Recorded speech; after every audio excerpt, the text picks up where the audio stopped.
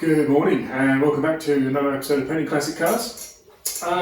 Last weekend we had the transit video, which has gone down really well, thank you. I think at the minute we're over 5,000 views on that, so thank you very much for that. Last weekend the video was released on a Sunday, which wasn't entirely accidental. We had the pleasure last weekend of being out in Poznan, Poland, the home of Novol, where we were hosted, invited out there. So thank you very much, Novol, for their now annual classic car meet show, where all of the local GPs, golden partners out in Poland get together, and Poland get to show off exactly what it is that Novol do. And we were one of 3 other golden partners who were invited out to represent the UK, which was a fantastic honour. Thank you very much, Novol UK, Novol Poland. Real great to come out and meet with some of the guys. It was great event, and we look forward to doing some more. This week we are looking back a little bit at kind of where our whole YouTube journey started with the work we did on Mr. Harry Metcalfes' car. As Harry was kind of the catalyst for us doing this YouTube channel. We'd like to say a big thank you once more to Harry, and we thought we'd roll through and do some behind the scenes, I guess it is really, because those of you that aren't familiar, the Harry's Garage channel ran a series, I think, of 9 episodes on the rebuild and restoration of his XJ12 Jaguar. So we're going to run through now some of our B-roll footage, as it were, and show a little bit more detail of some of the model work that we did. So here we go, hope you enjoy. The car came to us as a Squadron Blue XJ12 Coupe, which again, for regular viewers of Harry's channel, they would have seen this and know the car. And we got stuck in straight away with a complete strip down of the car. Here we are with the engine bay, which is normally full of V12 and all of its ancillaries, which makes seeing some of the underlying issues quite tricky. Once, of course, this was out and the whole bay was pressure washed, all kinds of horrors were revealed with previous repairs, previous attempted repairs, and fresh growing corrosion. So there's a lot of work to be done inside here. As you can see, plenty of patches over patches, all of which had to be cut out and fabricated in small repair sections as opposed to full panels. It was one of those jobs really where the more you looked, the more you found, which I suppose isn't uncommon in restoration work. This car was sold to Harry as an older restoration, which you've got to take, not necessarily with a pinch of salt, but put into context that restoration is quite a broad term. It might have had some repair work done to get it through an MOT, and that's suddenly termed as restoration work because it's repair work on an older car, but it certainly wasn't a full strip down and thorough restoration, as this job here ended up being. As you can see here with the inner wing, it was just a patch on a patch on a patch, and all the old corrosion was still underneath and breaking through. So we obviously had to keep Harry in the loop with this, because the car was essentially in for a repaint, and we knew there were some issues. If you look back to video number 1 on Harry's Garage, but we weren't expecting it to grow quite to this level. But once the car's broken down, you can't ignore this kind of thing. So with Harry on board, fully supportive, we pushed forward in cutting out all the corrosion that we found along the way, and letting in proper fresh steel, and we believe carrying out full thorough repairs. This wasn't special treatment because it's Harry Metcalfe. We are firm believers here that the customer needs to be informed at every step of the way, because things do snowball, the work does grow, and you can't just land the customer with a surprise bill. So everything that you see throughout this video was reported back as it was found, costings given, and wherever possible we do offer options. Shortcutting is not an option, stopping is an option, but we find that with a fully informed customer, work progresses the way it should do. This is really common area here on the XJs. There's the panel that was just moved out of the way there, the reinforcing plate. There's double skinned onto the chassis leg and inner wing, and it just builds up corrosion and traps moisture and has poor MOT repairs put over the top, which accelerate the corrosion from the inside, and before you know it, you're making up new inner chassis legs, inner wings, reinforcing plates, damper mount reinforcing plates. So none of this is available. It all has to be made in-house. The reinforcing plate there is quite a thick piece. I think they are 2mm in thickness from memory. We are going back a few years now. But as you can see, the work just to both of the inner wings became quite extensive. All the areas you see here in bare metal are welded repairs that have been let into the vehicle.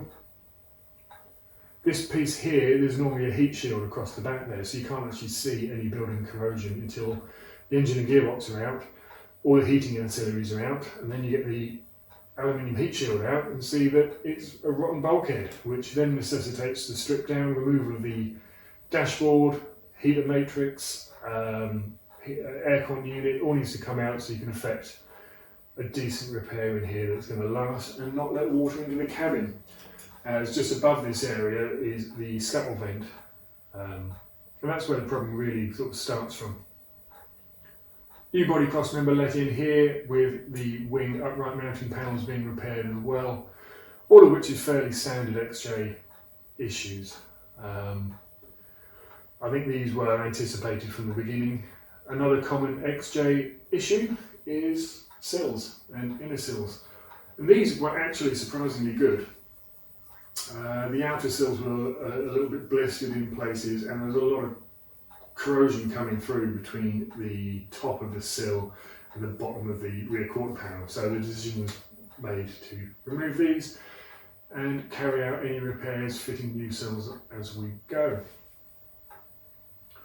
Bit of a shock, if you look back through some of the Harry Metcalfes videos, is this chassis leg here, the internal structure, well, the external had corroded and it spread through to the inner structure, and the point just there is a jacking point. This little top hat section just sitting here is a jacking point, and it's also the radius arm mount which holds the rear suspension in position.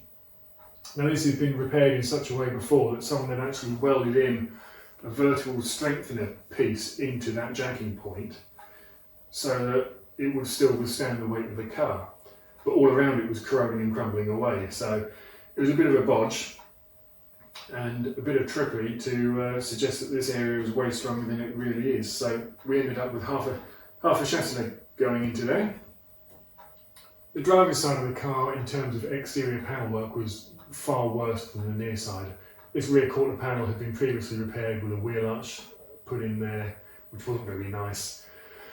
The bottom of the quarter was bad, and then all the way along this mounting point here, as you can see, self-explanatory, it all corroded away, and around the tail lamp was corroded, and the tank mounting, it ended up just, the whole rear quarter panel was a mess. Now, these quarter panels have been obsolete for years now, and if you can find a good new old stock panel, you're probably looking at a couple of grand, a couple of £1,000 for that panel. We did have a look at the time and there was nothing available, and we did manage to secure a couple of saloon rear quarter panels, which are obviously different because it's a 4-door saloon, not a 2-door coupe like this. But from the wheel arch back, essentially, a 4-door panel is the same as a 2-door panel. So we removed the corroded rear wing in its entirety, with the exception of the very top front section, which we'll pan across to and cut to shortly. With the quarter panel out of the way, we can see the damage to the inner wheel well, the tank inner panel, and we can also take care of all the corrosion along the boot flange panel here. So this top section here was cut out, replaced. A couple of repairs into the back of the wheel well, a new inner lip welded into place, and then the whole thing coated in a black epoxy to hopefully stave off any future corrosion in this area. as we come around the video a little bit, I think here we'll start to see there, that's the part of the rear quarter panel that we left in place, and then rolled up the front lower section of the rear quarter panel. So that piece there is making up the gap basically between the saloon rear quarter panel and what would be a coupe rear quarter panel.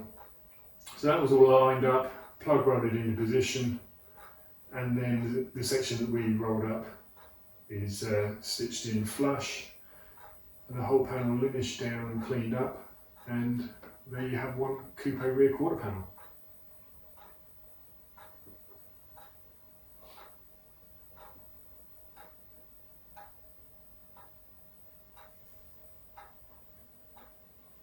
Reproduction coupe sills are now available, and they are actually pretty good. They used to do reproduction coupe sill panels a while ago, which were fairly rough. The coupe's got a drain channel at the back, which is different to the four-door saloon, and this section was invariably made up wrong, so you just lost all shape in the back of the sill. But these have since been reworked, and the panels are exceptionally good. Not cheap, but they are good. So now, fast forwarding somewhat, all of the paint is off the vehicle now. On the shell anyway, this is just the bare tub in here, so there's no panel work. All the repairs are completed, so you can see here, all seam welded, flush seam welded, linished back. Repairs were carried out here on the back of the B post, around the door latch area, that's double skinned and swollen out. We paint the body shells in sections, so engine bay, boot compartment, etc. they are painted as a standalone item. It just reduces overspray and various issues affecting quality. That there is a factory lead loaded join where the quarter panel comes up and into the roof. We left that well alone, there was no movement going on there, so we weren't going to provoke anything. A few repairs across the join here, between the roof and the scuttle, roof and the quarter, sorry, and various repairs carried out down the front of that A-post as well. So with this in the booth now, all cleaned back to bare steel, all masked out, we're ready to get this into the first stage, which was the Novol For Classic Car epoxy. Our favoured product. The epoxies really are top of the game when it comes to a foundation layer of any paint system. So there it is, Novol epoxy, and flashing straight then into the top coat of primer, I believe. Sorry, this might even be polyester, but I think this is top coat primer at this stage. We're not going to, with this video, we don't run through all the blocking down phases and so on. We've done that, as I say, in previous videos. We've done that in the video with Harry, or one of the videos with Harry. So this is, you know, our own behind the scenes kind of footage that we were taking all the time that Harry wasn't with us on site carrying out the filming work. So that's a fresh coat there of the primer, just double checked here. And then we're moving rapidly on in a minute to the body back in the booth, all blocked down, freshly masked out, ready to go. So here it is in its ready to colour stage. There was a lot of work went into the background of getting this colour right, a lot of discussions. Harry managed to persuade Aston Martin very kindly to donate the vehicle, which had a, at the time, unreleased colour on it, which was the basis of this car. Aston Martin Minotaur Green, which Harry loved the look of on the build formula programme online for Aston Martin, but when he actually saw the car in the flesh, it didn't have that vibrant green pop that it does on a computer generated graphic. So again, as we explained this in one of the videos, we had good friend Jared down from Novol UK. He came along and went through the process with Harry on the Spectro of picking out the bits of the formula in that colour that he wanted to keep and the bits he didn't want to keep. And the bit he didn't want to keep was, unless the light was on the car, the colour was really dark. There was a lot of black coming through. So with Jared here, we engineered a formula that removed a lot of that black flip, basically. So the bit that makes the metallic green look black, we managed to isolate that and pull that from the colour. I don't know if anyone watching this has seen the car in the flesh. The colour, you can't really appreciate this colour on film. When you see it outside in the sunlight, the amount of bronzes and coppers and golds that come through in the sun through that green is quite phenomenal. It really is a beautiful colour. Harry's really happy with it, which is obviously our main goal, but honestly, we weren't blown away with it when we did it. When you see it in this stage here, or when we see it in this stage here and it's in the booth, we just think, yeah, it's alright. It's nice, I like it. It wasn't until it started to get built and you get a complete car and then you start adding the chrome to it, and it won us over pretty quickly once it started to come together, because it just works. Some colours it's hard to sort of see the final product in your eye, but this one really did work out well, and the colour really suits it, we think.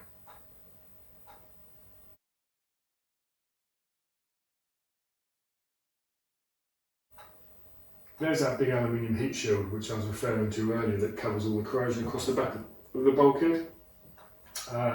Refitting everything here was quite a mammoth task. The V12 was a monster of an engine, and trying to shoehorn that into a freshly painted, highly detailed engine bay was not something that we rushed to do. Just going through all the ancillary items as we go, as well as cleaning up. That engine loom there was replaced, so it's all nice and clean and tidy. And as I say, as the car starts to come together and the light starts to hit it, you really do start to see the uniqueness and the value and the beauty in the colour that was custom formulated for this car.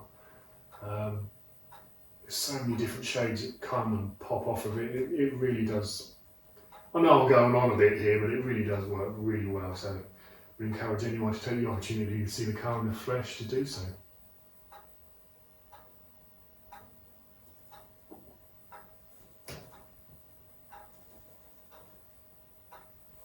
This car wasn't a full nut and bolt restoration by any means.